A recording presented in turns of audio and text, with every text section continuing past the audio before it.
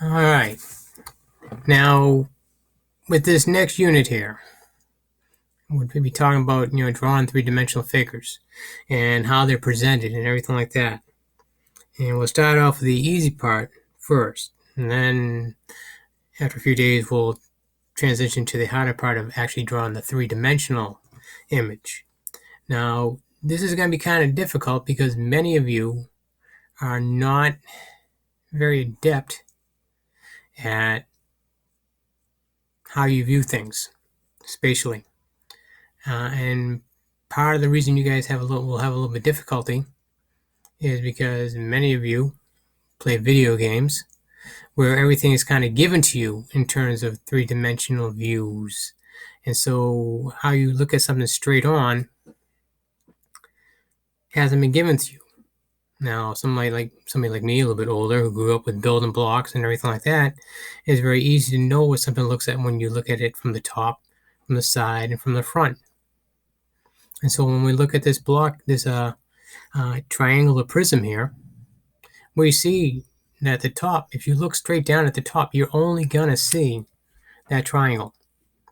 If you look straight at the side, you're only going to see a rectangle. If you look straight at the front, you're only going to see a rectangle. And so that's where views play in a part here. And when you do the assignment, you can draw it out with lines, but if you're smart, you'll insert shapes.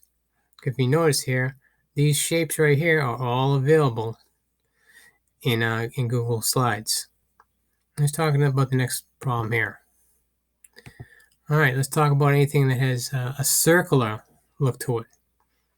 When you look down at it, you're not going to see the tippity top because it's not a flat edge. It's coming up towards the point. So all you're really looking down on is you're looking straight down on a circle. When you look at the side, you can't see the curvature. You can only see the triangle. When you look at the front, you can only see the triangle. Now, again, many of you guys are going to have trouble doing that because if you looked at the same image in your video game, it would be showing this image right here. So you're going to have to knock that out. And if you have trouble, look at some blocks. Look at some blocks. Make your own blocks. Use your imagination. All right, let's move on to the next problem. Okay, we see there's a reason why we have to have top, front, side views. If we're going to design something, people need dimensions for the top, front, and side. And so if we talk this little DVD player here, right? You see the front, you see the top, you see the side, and the different parts that are aspects of it. And so think about how you're going to be doing this stuff. All right, and the last slide. All right, sometimes we look at blocks here.